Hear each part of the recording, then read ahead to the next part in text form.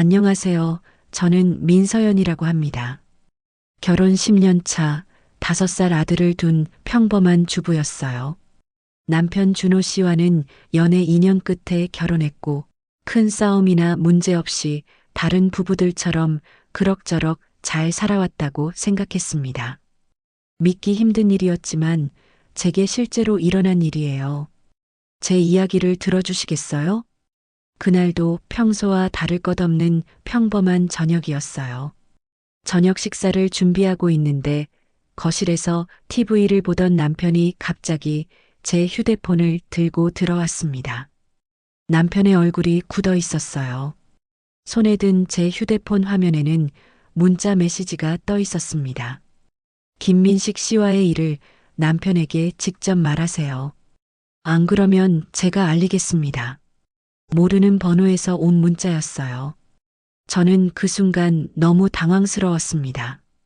남편은 제게 이게 뭐냐고 김민식이 누구냐고 물었어요. 저는 정말로 몰랐습니다. 그런 이름을 가진 사람을 아는 적도 만난 적도 없었거든요. 그래서 모른다고 대답했어요. 하지만 남편은 제 말을 잘 믿지 못하는 눈치였어요. 저는 남편 앞에서 그 번호로 전화를 걸어봤습니다. 하지만 현재 사용하지 않는 번호라는 안내 멘트만 나왔어요. 없는 전화번호라는 걸 보니 누가 장난으로 보낸 것 같다고 말했지만 남편은 고개를 저었습니다. 실명까지 나왔는데 장난일 리 없다고 했어요. 김민식 씨와의 일이 뭐냐고 조심스럽지만 의심 가득한 목소리로 물었습니다.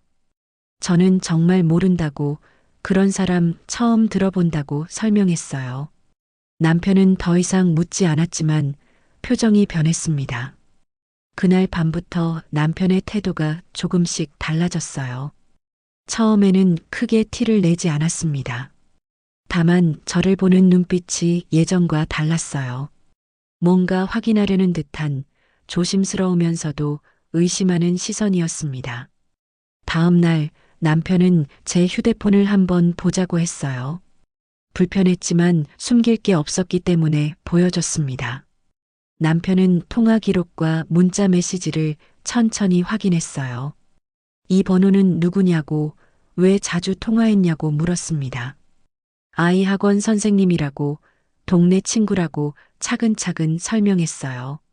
남편은 고개를 끄덕였지만 여전히 뭔가 찜찜한 표정이었습니다. 며칠 후 남편이 말했어요. 해외 출장 날짜가 열흘 후에 잡혔다고요. 일주일 정도 다녀올 거라고 했어요. 이 출장은 한 달 전부터 계획되어 있었던 출장인데 이제야 날짜가 확정된 거였어요. 남편은 그날부터 더 불편해 보였습니다. 자기가 없는 동안이 걱정된다는 표정이었어요. 물론 입 밖으로 내진 않았지만 저는 알 수 있었습니다. 남편이 저를 의심하고 있다는 걸요. 시간이 지나면서 남편의 태도는 점점 더 차가워졌습니다. 어느 날은 제가 저녁을 차려놨는데 남편이 국이 짜다며 짜증을 냈어요. 평소라면 그냥 넘어갔을 일인데 그날은 불편한 표정으로 숟가락을 내려놨습니다. 또 어느 날은 제가 아이와 놀이터에 다녀왔다고 하자 남편이 누구랑 갔냐고 물었어요.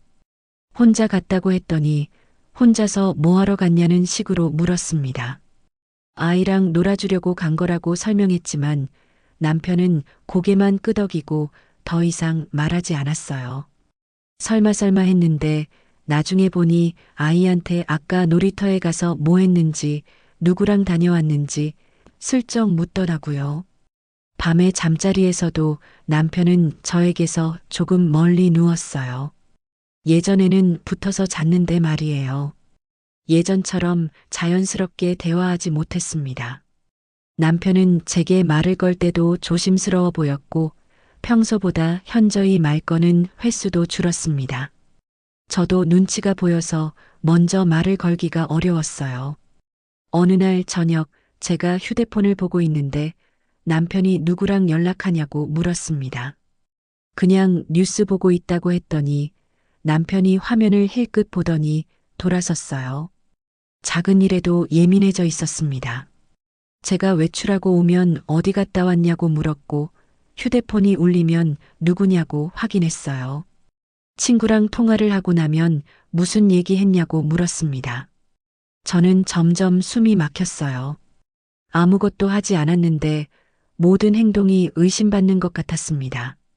그러던 중 다시 한번 저는 남편에게 설명하려 했습니다. 그 문자는 정말 잘못 온 거라고, 김민식이라는 사람을 정말 모른다고요. 남편은 고개를 끄덕이며 알겠다고 했어요. 하지만 남편의 눈빛은 여전히 불안해 보였습니다. 그리고 남편은 조심스럽게 물었어요. 혹시 최근에 이상한 사람을 만난 적은 없냐고, 누가 따라온 적은 없냐고요. 저는 없다고 대답했습니다. 남편은 더 이상 묻지 않았지만 제 대답에 완전히 안심한 것 같지는 않았어요. 출장 당일 아침 저는 남편을 배웅했습니다. 남편은 조심하라고, 이상한 문자나 전화가 오면 바로 알려달라고요. 그리고 잠시 망설이다가 자기가 없는 동안 밖에 나갈 일 있으면 미리 말해달라고 했습니다. 남편이 저를 믿지 못하고 있다는 게 느껴져서 씁쓸하고 가슴이 아팠어요. 그리고는 별다른 말 없이 집을 나섰어요. 문이 닫히는 소리를 들으며 저는 한숨을 쉬었습니다. 혼자 그 문자를 계속 생각했어요. 김민식이라는 사람은 대체 누구일까요? 왜 제 번호로 이런 문자를 보낸 걸까요? 하지만 답은 나오지 않았습니다. 남편이 출장을 간 지 3일 정도 지났을까요? 새벽에 전화벨이 울렸습니다. 모르는 번호였어요. 저는 잠결에 전화를 받았습니다. 최준호 씨 보호자시죠? 낯선 남자 목소리였어요. 순간 가슴이 철렁 내려앉았습니다. 네, 그런데요. 저는 최준호 씨 회사 해외지사 담당자입니다. 준호 씨가 교통사고를 당하셨습니다. 제 손이 떨렸어요. 교통사고요? 괜찮아요? 전화기 너머로 침묵이 흘렀습니다. 그 짧은 침묵이 영원처럼 느껴졌어요. 현지 병원에서 최선을 다했지만 현지 시간으로 밤 9시에 돌아가셨습니다. 전화기가 손에서 떨어질 뻔했습니다. 저는 온몸이 굳어버린 채 움직일 수가 없었어요. 이게 현실인지 꿈인지 구분할 수 없었습니다. 남편과 마지막으로 나눈 대화가 떠올랐어요. 차갑게 인사하고 떠났던 그 아침이, 손 한 번 잡아주지 않고 돌아섰던 그 순간이 마지막이었습니다. 제대로 된 작별 인사도 화해도 하지 못한 채 남편은 떠났다니 믿을 수가 없었어요. 남편의 시신이 국내로 돌아왔습니다. 장례 준비는 정신없이 진행됐어요. 저는 상주로 서서 조문객들을 맞이했습니다. 많은 분들의 위로를 들었어요. 하지만 제 마음속은 텅 비어 있었습니다. 슬픔도 슬픔이고 멍한 상태였어요. 남편이 정말 죽었다는 게 실감나지 않았습니다. 마지막으로 나눈 대화가, 그 차가운 시선이 계속 떠올랐어요. 장례는 3일장으로 치러졌습니다. 시댁 식구들도 친척들도 모두 슬픔에 잠겨 있었어요. 특히 시어머니는 많이 우셨습니다. 아들을 잃은 슬픔이 얼마나 큰지 저도 느낄 수 있었어요. 어떻게 지나간지도 모르게 장례를 마쳤습니다. 제 친정은 지방에 있었고 혼자서 5살 아이를 돌보며 지내기엔 너무 힘든 상태였어요. 시부모님도 손자를 보고 싶어 하셨고 저를 위로하고 싶어 하셨어서 저는 장례식 이후 아이와 함께 시댁에 머물게 되었습니다. 처음 며칠은 조용했습니다. 다들 남편을 잃은 슬픔에 잠겨 있었어요. 시아버지는 말수가 적어지셨고 시어머니는 손자를 보며 눈물을 훔치셨습니다. 저도 시댁 식구들도 서로 위로하며 조심스럽게 지냈어요. 그런데 일주일쯤 지났을 때 저녁 식사를 하던 중이었어요. 시아버지가 갑자기 말씀을 꺼내셨습니다. 준호가 죽기 전에 부모님께 전화를 했었다고요. 출장 가기 전날 밤이었대요. 남편이 전화해서 고민이 있다고 말했다고 합니다. 제 심장이 빠르게 뛰기 시작했어요. 시어머니가 말씀하셨습니다. 준호가 제가 뭔가 수상하다고 했대요. 이상한 문자를 받았는데 제가 아무것도 모른다고 하니까 자꾸 불안하다고 했다고요. 저는 다시 한번 설명했습니다. 그건 정말 제가 모르는 문자였다고요. 하지만 시부모님의 표정은 편하지 않았어요. 처음엔 오해겠지 생각했지만 준호가 너무 심각하게 말했다고 하셨습니다. 제가 뭔가 숨기는 것 같다고, 표정이 불안해 보였다고 남편이 말했대요. 저는 아무 말도 할 수 없었습니다. 그때 시아버지가 한숨을 쉬며 말씀하셨어요. 준호가 왜 갑자기 사고를 당했을까? 젊은 사람이 그렇게 갑자기 죽는 게 이상하지 않냐고요. 물론 교통사고는 누구한테나 일어날 수 있는 일이죠. 하지만 시아버지는 말씀하셨어요.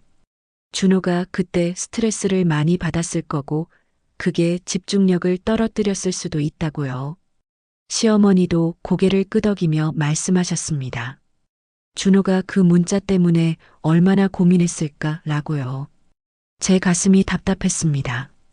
마치 남편의 사고가 제 탓이라는 말처럼 들렸거든요. 그때 시어머니가 말씀하셨어요. 며느리를 믿고 싶지만 확실하게 하고 넘어가는 게 좋을 것 같다고요. 민수가 제 아들이 정말 손자가 맞는지 확인해 보자고 하셨습니다. 그 말을 듣는 순간 저는 어이가 없고 황당했어요. 그래서 표정 관리가 되질 않았죠. 친자 검사를 하자고 하셨습니다. 민수와 시아버지의 DNA 검사를요. 시어머니는 오히려 너무 당연하다는 듯이 내가 정말 결백하다면 당당하게 증명할 수 있지 않냐고, 그렇게 하는 게 맞지 않겠냐고 하셨어요. 시아버지도 동의하셨어요. 이런 말하기 싫지만 준호가 죽기 전에 그런 고민을 했다는 걸 그냥 넘어갈 수 없다고 하셨습니다. 저는 할 말을 잃었어요. 제 아들이 남편의 아들이 아닐 거라고 의심받는다는 게 믿기지 않았습니다. 저는 외도를 하지 않았다고, 민수는 준호 씨의 아들이 맞다고 몇 차례나 말했어요. 그러자 시어머니가 말씀하셨습니다. 그럼 검사에도 문제 없을 거라고 확실하게 해두는 게 민수를 위해서도 좋다고요.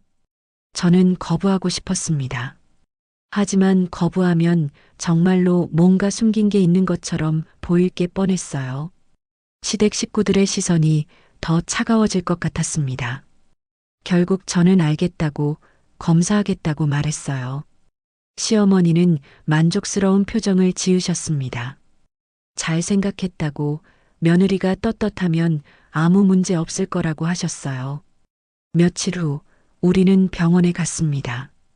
민수와 시아버지의 DNA를 채취했어요.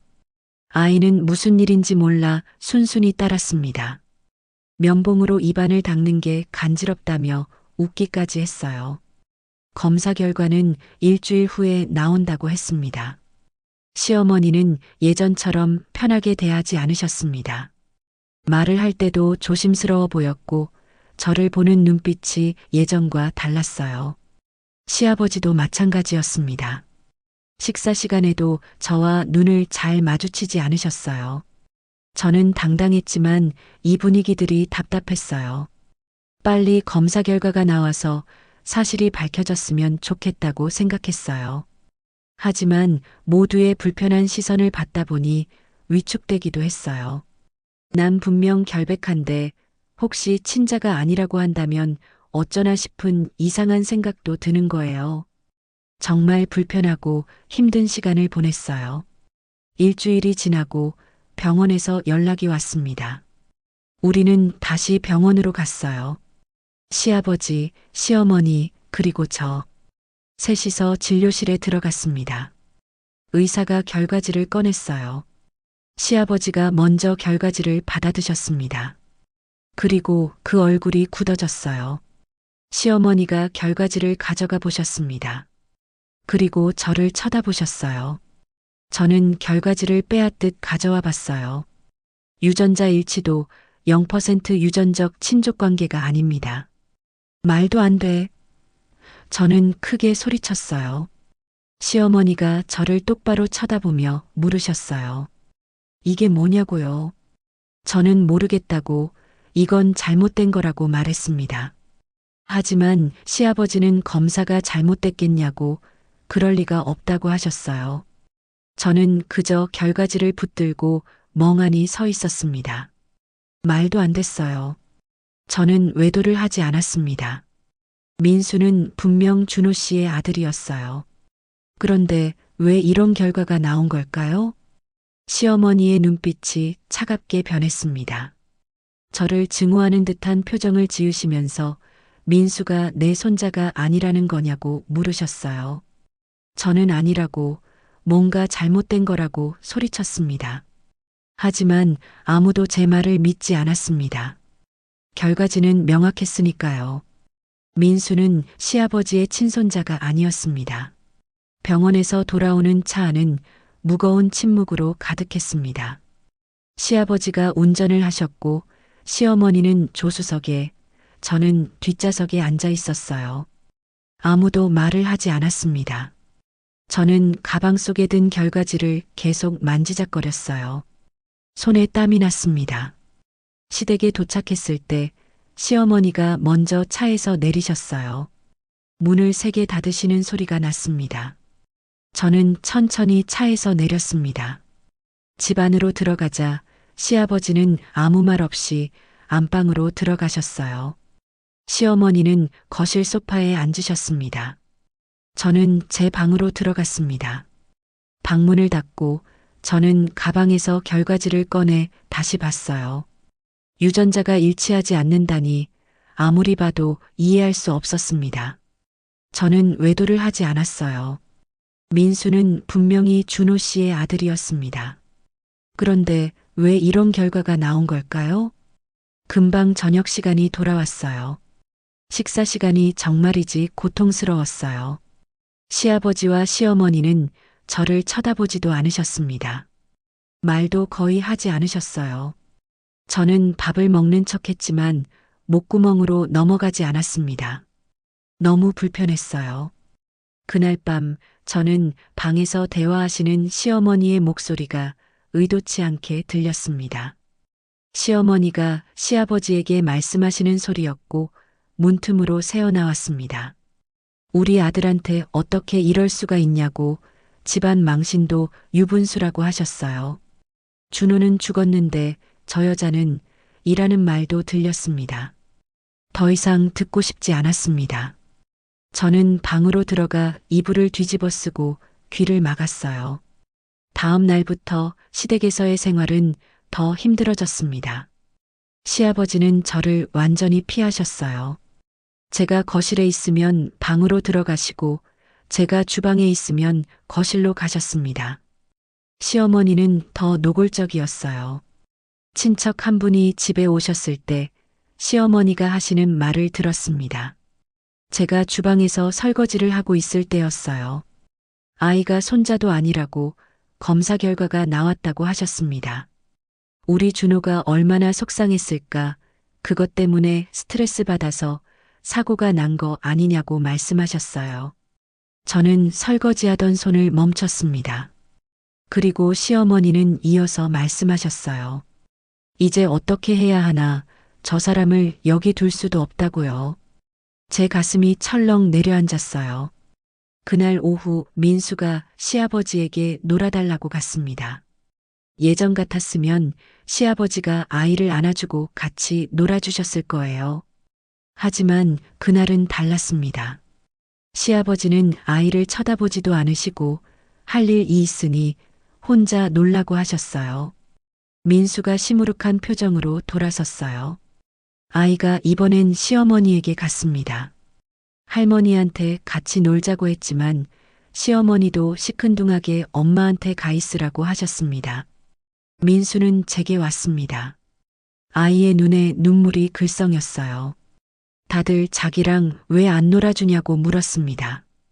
아이도 불편한 상황을 느낄 정도였어요. 저는 아이를 안아줬습니다. 가슴이 찢어지는 것 같았어요. 제가 억울한 건 참을 수 있었어요. 하지만 아이까지 이렇게 냉대받는 걸 보니까 참을 수가 없었습니다. 며칠이 지났습니다. 시댁에서의 생활은 점점 더 견디기 힘들어졌어요. 식사 시간마다 무거운 침묵이 흘렀고 시어머니는 제가 있는 곳을 피하셨습니다. 어느 날 또 다른 친척이 방문했을 때였어요. 장례 이후 위로차 방문하시는 가까운 친척분들이 좀 계신 것 같았어요. 저는 방에 있었는데 거실에서 하시는 대화가 들렸습니다. 친척분이 말씀하셨어요. 애가 손자도 아니라니 참 난감하다고요. 시어머니가 대답하셨습니다. 어떻게 해야 할지 모르겠다고, 아이 데리고 친정으로 가라고 해야 할 것 같다고요. 시아버지도 동의하셨어요. 그게 나을 것 같다고, 여기 계속 있으면 자신들도 힘들다고 말씀하셨습니다. 시댁 식구들이 저와 민수가 집에서 나가주길 바라고 있었어요. 사실 저는 억울하기도 했고 어떻게 해야 할지 모르겠어서 밤마다 울기만 했죠. 오늘도 전 눈물로 밤을 지내고 있고 민수는 제 옆에서 자고 있었어요. 우리 아들인데, 분명히 우리의 아들인데, 그 문자 메시지가 계속 떠올랐어요.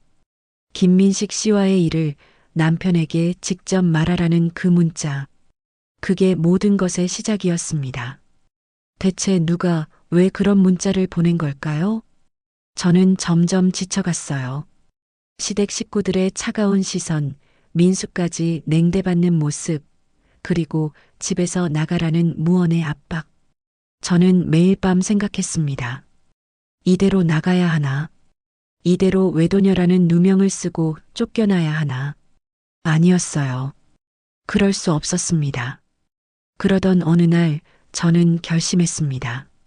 증명해야 한다고. 제가 결백하다는 걸 증명해야 한다고요. 그리고 문득 떠올랐습니다. 남편의 유품이 아직 시댁에 있었어요. 회사에서 보내온 남편의 짐이 창고에 보관되어 있었습니다. 그 안에 남편이 쓰던 물건들이 있을 거예요. 칫솔, 면도기, 옷까지. 칫솔이요. 남편의 DNA가 남아있을 칫솔이 있을 거라는 생각이 들었습니다.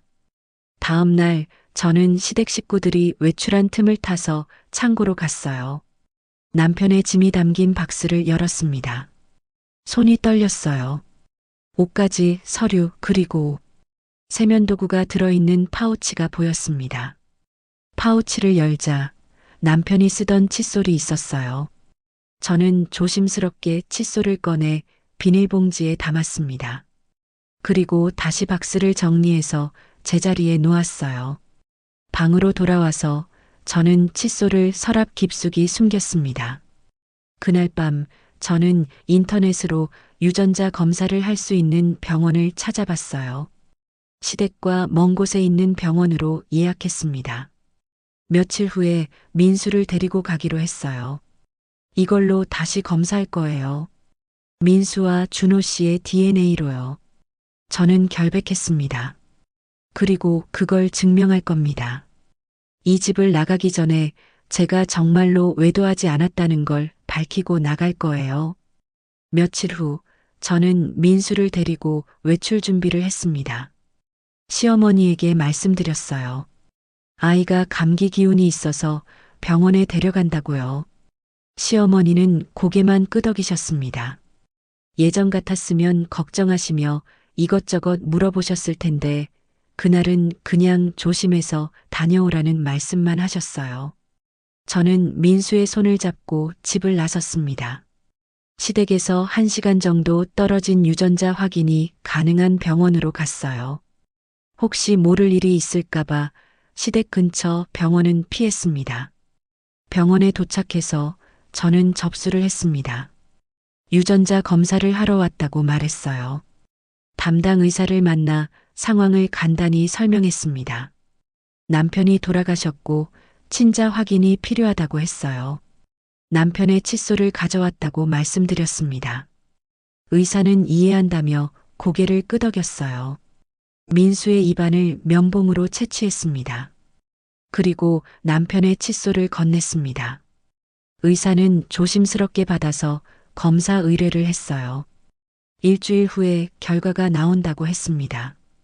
저는 민수를 데리고 병원을 나왔습니다. 다시 시작된 기다림이었어요. 그 일주일 동안 저는 매일 불안했습니다. 분명히 민수는 준호 씨의 아들이 맞을 거예요. 하지만 혹시라도 또 이상한 결과가 나오면 어쩌나 하는 생각이 들었습니다. 시댁에서의 생활은 여전히 힘들었어요. 시어머니는 어느 날 저에게 넌지시 말씀하셨습니다. 친정에 가서 지내는 게 어떻겠냐고요. 저는 조금만 더 기다려달라고 부탁했습니다. 시어머니는 무슨 뜻이냐고 물으셨지만 저는 그냥 조금만 더 시간을 달라고만 했어요. 시어머니는 못마땅한 표정을 지으셨지만 더 이상 묻지 않으셨습니다. 마구잡이로 내쫓을 수는 없으셨겠죠. 일주일이 지났습니다. 병원에서 연락이 왔어요. 결과가 나왔으니 방문해달라고 했습니다. 저는 그날 시어머니에게는 장을 보러 간다고 말씀드리고 혼자 병원에 갔습니다. 병원에 도착해서 저는 진료실로 들어갔어요. 의사가 결과지를 꺼냈습니다. 순간순간이 떨림으로 다가왔어요. 의사가 결과지를 건네주었습니다. 저는 천천히 결과지를 펼쳤어요. 유전자 일치도는 99.99%, 친자관계 확인. 그 순간 눈물이 왈칵 쏟아졌습니다. 역시나 맞았어요. 민수는 준호 씨의 아들이 맞았습니다. 저는 외도를 하지 않았어요. 제가 결백하다는 게 증명된 거예요. 의사가 휴지를 건네주었습니다. 저는 고맙다고 말하며 눈물을 닦았어요. 의사가 걱정스럽게 괜찮냐고 물었습니다. 저는 고개를 끄덕였어요. 괜찮다고, 정말 괜찮다고 말했습니다. 병원을 나와 차에 앉았습니다. 저는 결과지를 다시 한번 봤어요. 확실했습니다. 민수는 준호 씨의 친아들이었어요. 안도감이 밀려왔습니다. 하지만 동시에 의문이 들었어요. 민수는 준호 씨의 친아들이에요. 그건 이제 확실해졌어요. 그럼 왜 첫 번째 검사에서 민수와 시아버지가 안 맞았을까요? 저는 차 안에 앉아 생각했습니다. 논리적으로 생각해보면 이상했어요. 민수는 준호 씨의 아들입니다. 준호 씨는 시어머니의 아들이고요. 그럼 민수는 당연히 시아버지의 손자여야 하는데 검사 결과는 불일치였어요. 뭔가 잘못된 거예요.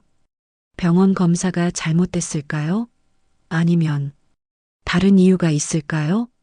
제 머릿속이 복잡해졌습니다. 분명히 뭔가 이상한 거예요. 하지만 뭐가 잘못된 건지 알 수 없었습니다. 저는 시동을 걸고 시댁으로 향했습니다. 차를 운전하는 내내 생각했어요. 첫 번째 검사 결과가 잘못됐을 가능성도 있어요. 병원 실수일 수도 있고요. 하지만 그렇게 큰 실수를 할까요? 아니면 정말로 뭔가 다른 이유가 있는 걸까요? 저는 도무지 알 수 없었습니다. 시댁에 도착했습니다. 저는 가방 속에 결과지를 깊숙이 숨겼어요. 시어머니가 물으셨습니다. 장 안 봤냐고요? 저는 급한 게 없어서 그냥 왔다고 대답했습니다. 시어머니는 상관없단 표정으로 고개를 끄덕이며 돌아서셨어요. 저는 제 방으로 들어가 문을 닫았습니다. 침대에 앉아 저는 두 검사 결과를 떠올렸어요. 첫 번째 검사에서 남편과 시아버지는 불일치, 두 번째 검사에서 남편과 민수는 일치. 이 두 결과가 모두 맞다면 뭔가 설명할 수 없는 일이 벌어진 거예요. 저는 고개를 저었습니다. 아직은 확실하지 않아요. 더 알아봐야 해요. 그 문자 메시지도 아직 미스터리예요. 김민식이라는 사람은 대체 누구일까요? 왜 그런 문자를 보낸 걸까요? 저는 휴대폰을 꺼냈습니다. 그 문자를 다시 읽어봤어요. 김민식 씨와의 일을 남편에게 직접 말하세요. 안 그러면 제가 알리겠습니다. 이 문자의 의미가 뭘까요? 왜 제 번호로 온 걸까요? 저는 생각했습니다. 혹시 잘못 온 문자일까요? 다른 사람에게 가야 했던 문자가 실수로 제게 온 걸까요? 그렇다면 원래 받아야 할 사람은 누구였을까요? 저는 알 수 없었습니다. 하지만 한 가지는 확실했어요. 이 모든 일에는 이유가 있다는 거예요. 그 문자, 남편의 의심, 첫 번째 검사 결과, 뭔가 연결되어 있을 거예요. 저는 진실을 알아내야 했습니다. 다음 날 저는 결심했어요. 그 문자를 보낸 사람을 찾아보기로요. 비록 사용하지 않는 번호였지만 방법이 있을 거예요. 경찰에 신고할 수도 있고 통신사에 문의할 수도 있고요. 저는 반드시 알아낼 겁니다. 며칠이 지났습니다. 저는 두 번째 검사 결과를 가방 깊숙이 숨겨두고 있었어요. 민수가 준호 씨의 친아들이라는 증거였습니다. 하지만 시댁 식구들에게 아직 말하지 않았어요. 뭔가 석연치 않았거든요. 민수는 준호 씨의 아들이 맞아요. 그건 이제 확실해졌습니다. 근데 왜 첫 번째 검사에서 민수와 시아버지가 안 맞았을까요? 병원 실수일까요? 아니면 다른 이유가 있는 걸까요? 저는 계속 생각했습니다. 그러던 어느 날 오후였어요. 민수와 함께 집에 있는데 휴대폰에 문자가 왔습니다. 모르는 번호였어요. 저는 문자를 열어봤습니다. 아직도 말하지 않으셨나요? 40년 전 그날의 일을 남편에게 말하세요. 마지막 경고입니다. 제 손이 떨렸습니다. 또 왔어요. 또 이상한 문자가 왔습니다. 저는 그 번호로 전화를 걸어봤어요. 역시 사용하지 않는 번호라는 안내만 나왔습니다. 왜 자꾸 저한테 이런 문자가 오는 걸까요? 김민식이라는 사람도 모르고 40년 전 일도 모르는데요. 저는 문자를 다시 읽어봤습니다.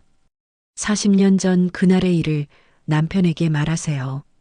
40년 전 문득 생각이 들었습니다. 준호 씨가 태어난 게 대략 40년 전이에요. 이 문자가 정말 저한테 온 게 맞나요? 저는 소파에 앉아 생각했습니다. 그리고 문득 예전 일이 떠올랐어요. 저희는 시댁 근처에 살고 있었어서 시아버님께서 차를 사용하시거나 급한 일이 생기셨을 때 차가 필요하시면 종종 제 차를 빌려 쓰시곤 하셨어요. 저는 흔쾌히 빌려드렸어요. 제 차 앞 유리창 안쪽에는 제 연락처가 붙어 있었습니다. 주차할 때 연락받으려고 붙여둔 거였어요. 시어머니가 제 차를 타고 다닐 때 그 번호가 보였을 거예요. 만약 누군가 그 차를 보고 운전하는 사람이 시어머니라는 걸 알았다면 차에 적힌 전화번호를 시어머니 번호라고 생각했을 수도 있어요. 제 심장이 빠르게 뛰기 시작했습니다. 그렇다면 이 문자는 원래 시어머니한테 가야 할 거였던 거예요. 누군가 시어머니를 보고 차에 적힌 제 번호로 문자를 보낸 거 아닐까요? 제가 시어머니인 줄 알고요.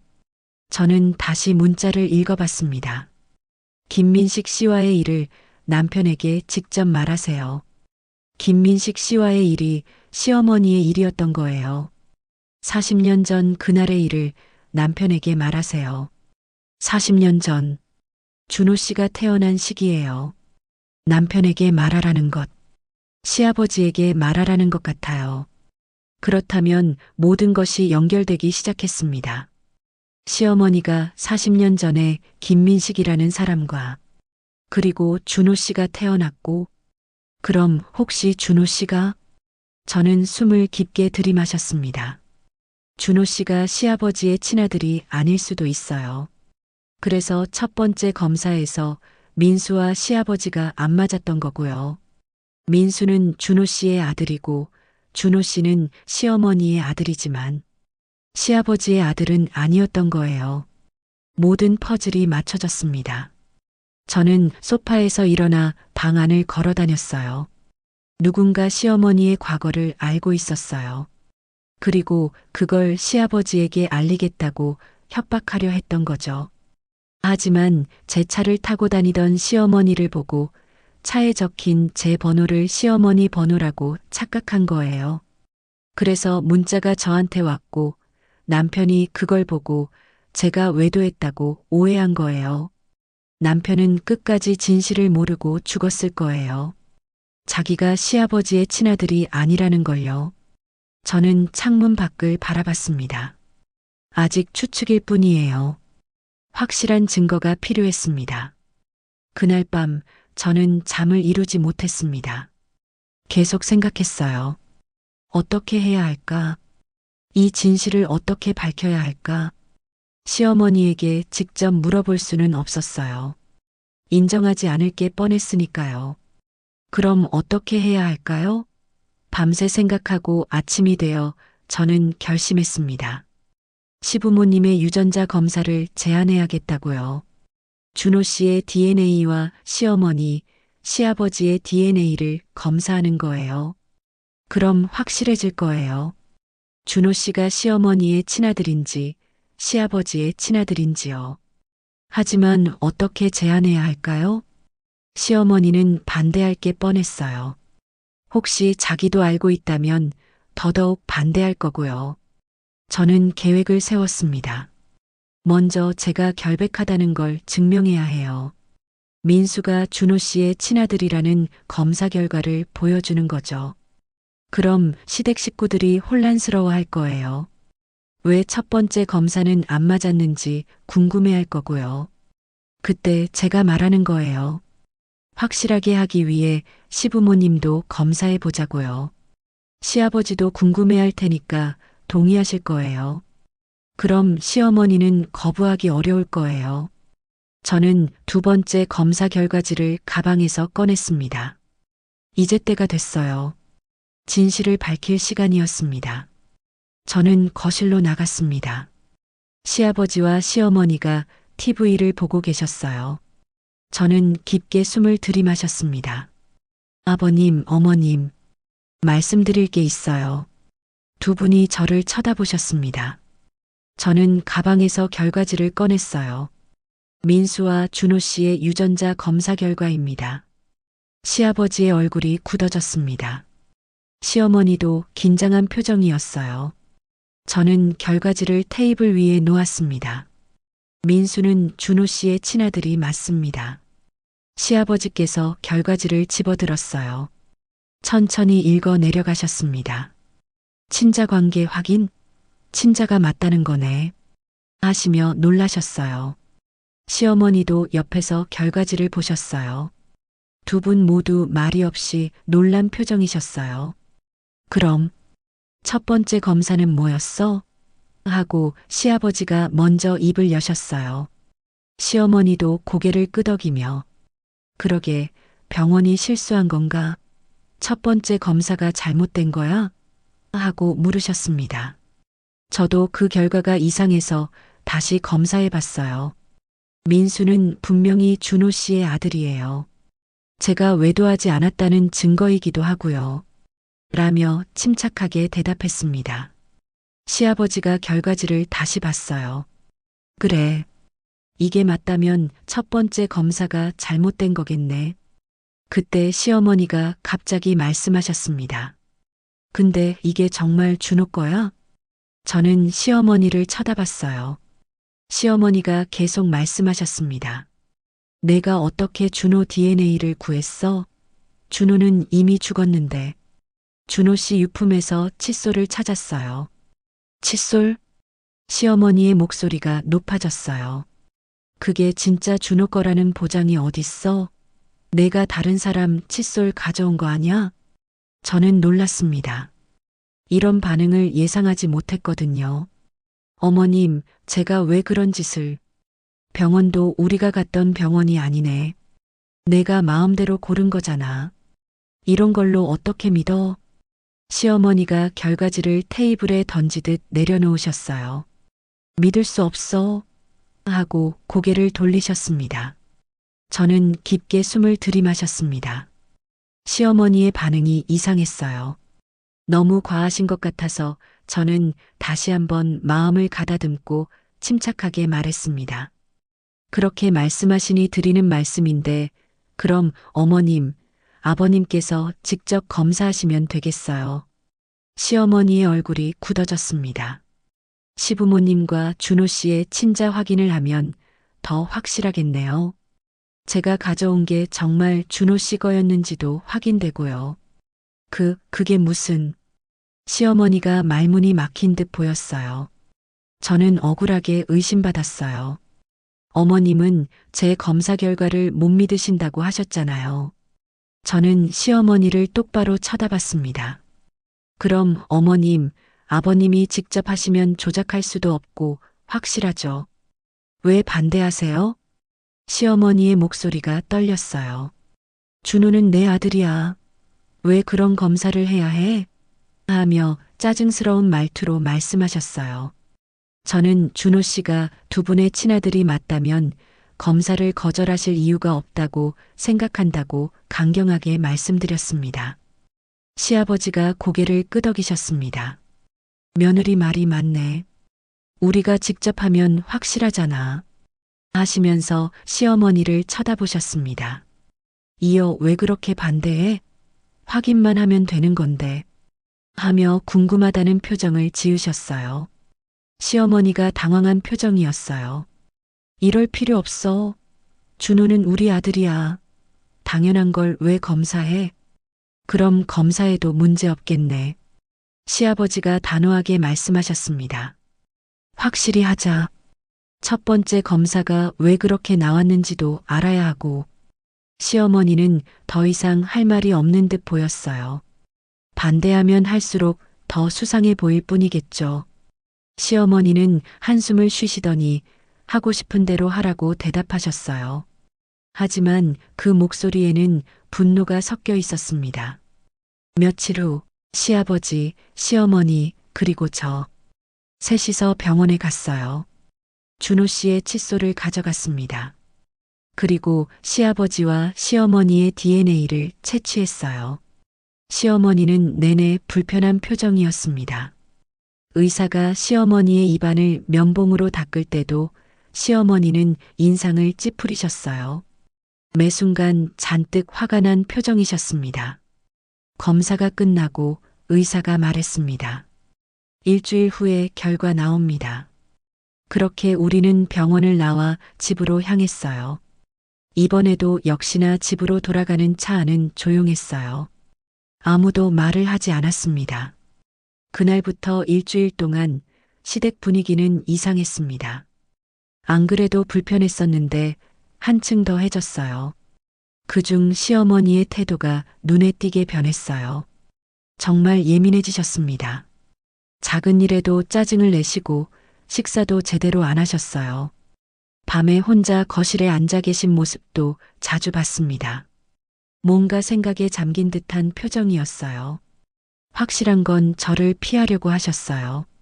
제가 거실에 가면 방으로 들어가시고 제가 주방에 있으면 거실로 가셨어요. 저와 말도 섞지 않으셨죠. 어느 날 저녁 시아버지가 시어머니에게 왜 그러냐고 어디 아픈 데 있냐고 물으셨어요. 시어머니는 고개를 저으며 괜찮다고 하셨습니다. 하지만 괜찮아 보이지 않았어요. 저는 시어머니의 반응을 보며 확신했습니다. 제 추측이 맞는 것 같아요. 시어머니가 뭔가 숨기고 계신 게 분명합니다. 이번 일주일은 말할 것도 없이 더 길게 느껴졌습니다. 시어머니는 점점 더 초조해 보였어요. 잠도 잘 못 주무시는 것 같았습니다. 눈 밑에 다크서클이 생겼어요. 저는 매일 밤 생각했습니다. 결과가 나오면 어떻게 될까? 시어머니는 어떻게 반응하실까요?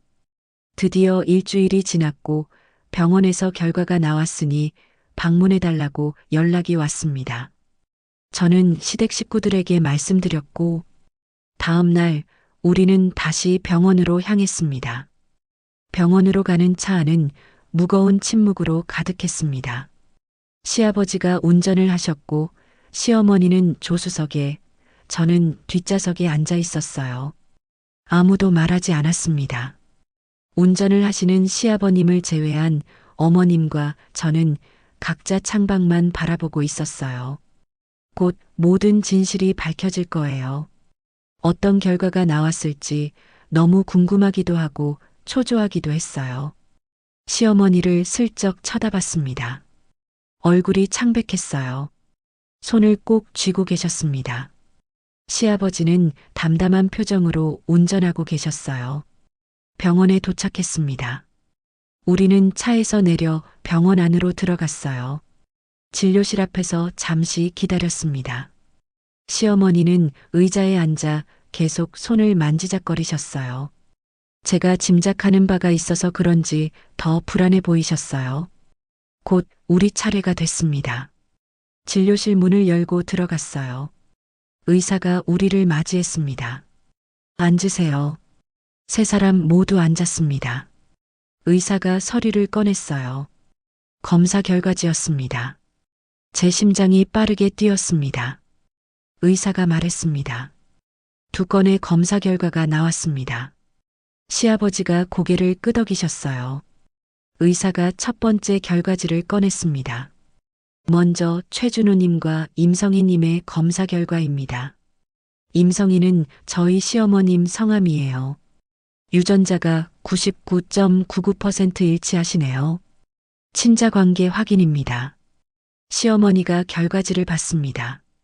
눈을 질끈 감으셨어요. 의사가 2번째 결과지를 꺼냈습니다. 그리고 최준호님과 최진규님의 검사 결과입니다. 결과지를 시아버지 쪽으로 밀며 보여주셨어요. 시아버지가 결과지를 집어들었습니다. 유전자 일치도 0%, 친자 관계 아님.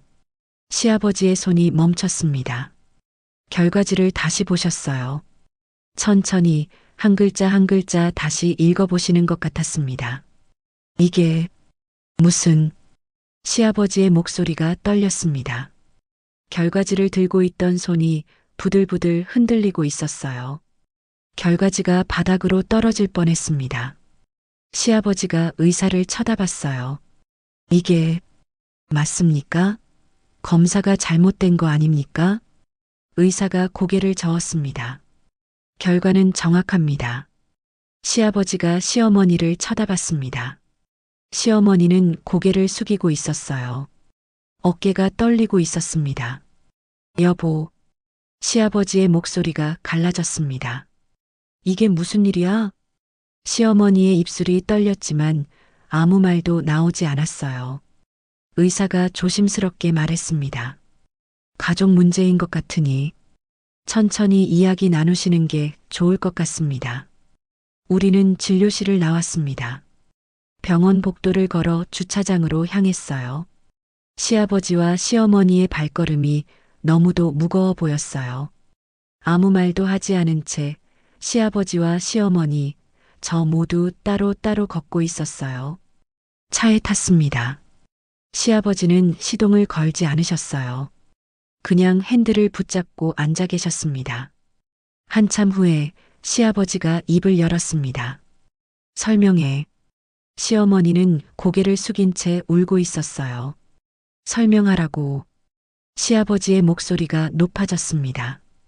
이게 무슨 일이야? 준호가 내 아들이 아니라고? 시어머니가 떨리는 목소리로 말했습니다. 미안해. 나도 정말 몰랐어. 뭘 몰랐어?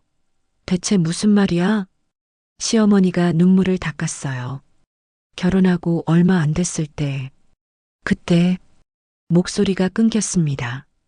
다른 남자가 있었어. 짧은 시간이었어. 정말 짧았어.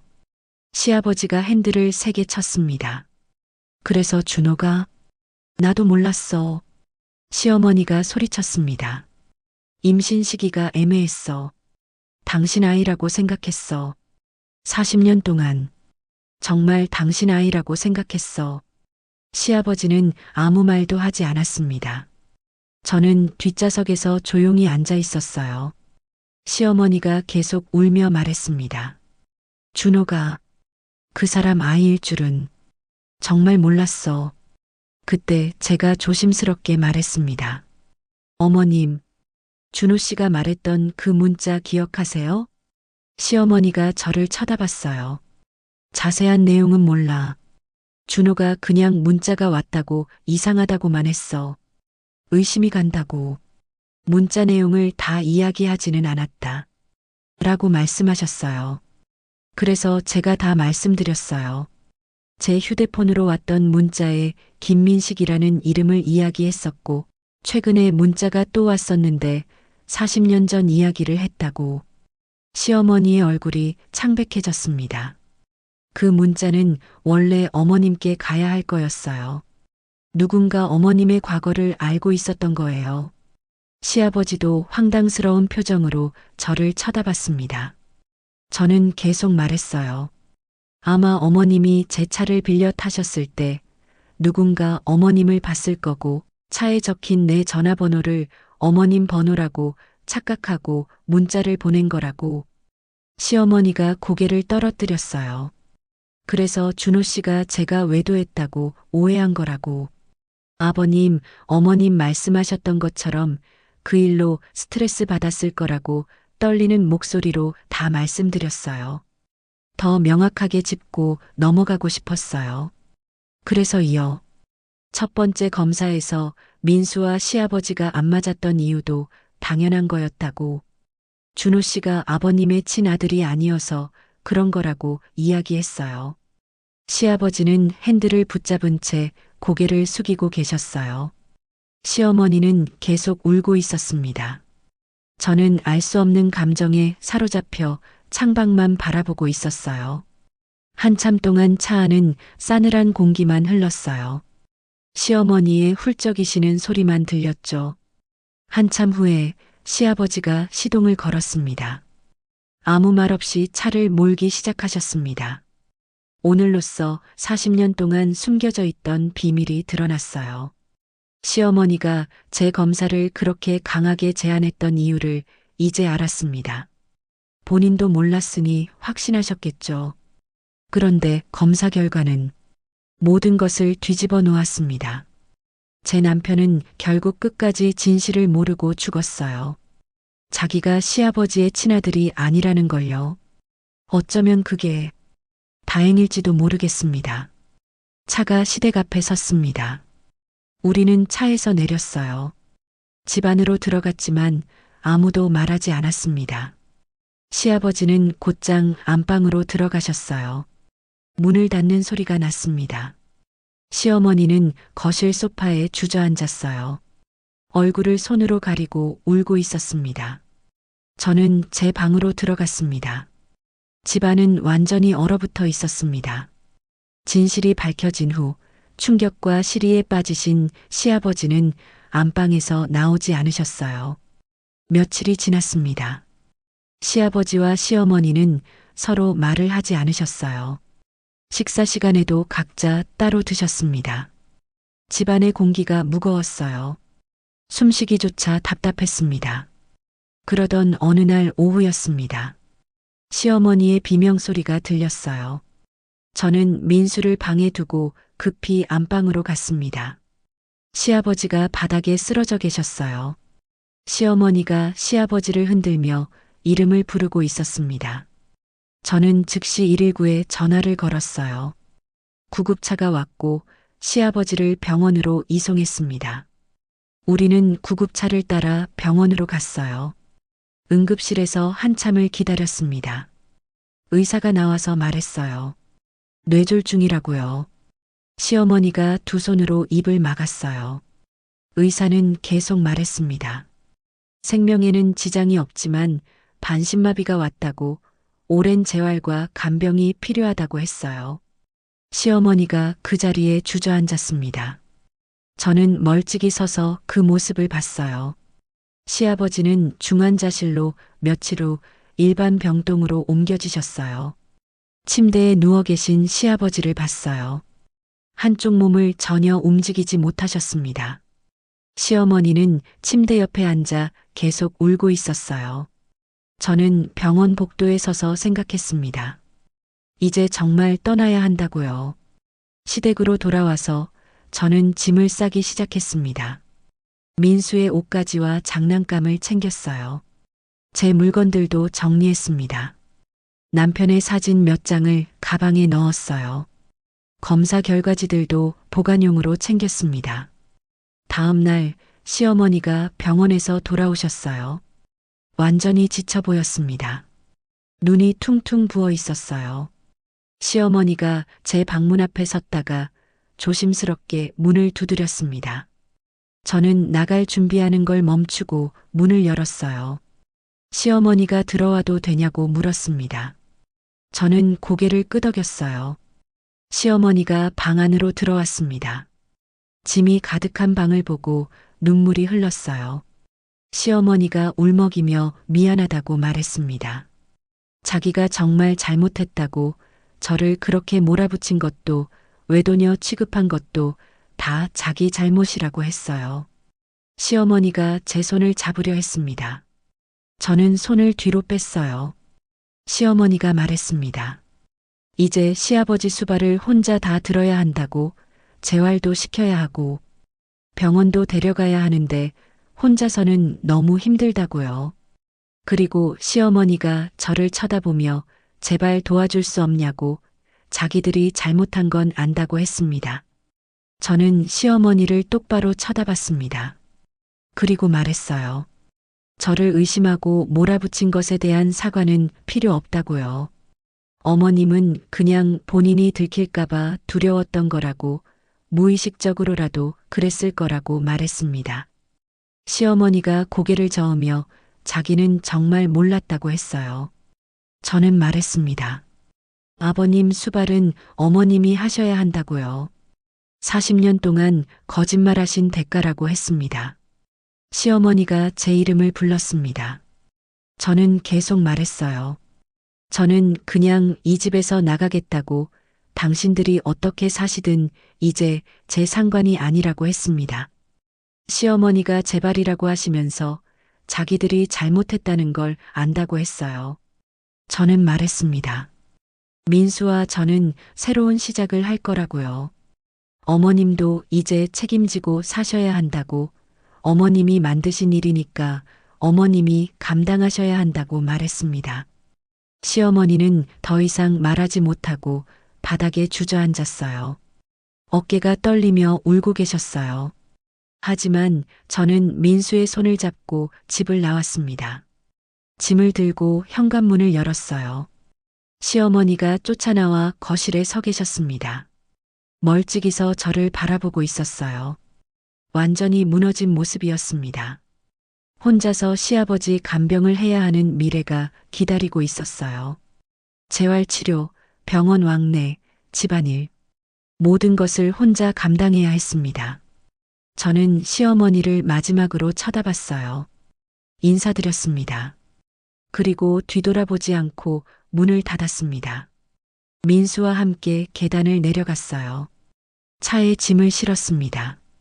민수를 뒷좌석에 태우고 저는 운전석에 앉았어요. 시동을 걸었습니다. 차가 움직이기 시작했어요. 백미러로 시댁 건물을 봤습니다. 점점 멀어지고 있었어요. 저는 깊게 숨을 들이마셨습니다. 진실은 저를 자유롭게 했습니다. 억울한 누명을 벗었고 제 아들을 지켰어요. 그리고 거짓의 집에서 벗어났습니다. 시어머니는 이제 혼자서 모든 것을 감당해야 할 겁니다. 시아버지의 간병, 집안일, 그리고 평생 안고 가야 할 죄책감. 40년간 숨긴 거짓의 대가였어요. 제 남편은 돌아오지 않습니다. 끝까지 진실을 모르고 떠났어요. 어쩌면 그게 남편에겐 다행이었을지도 모릅니다. 하지만 저는 이제 당당합니다. 민수와 저는 새로운 삶을 시작할 거예요. 아무도 저를 의심하지 않는 곳에서, 아무도 저를 몰아붙이지 않는 곳에서요. 저는 전방을 바라봤습니다. 앞으로 가는 길만 보였어요. 이제 저는 자유입니다.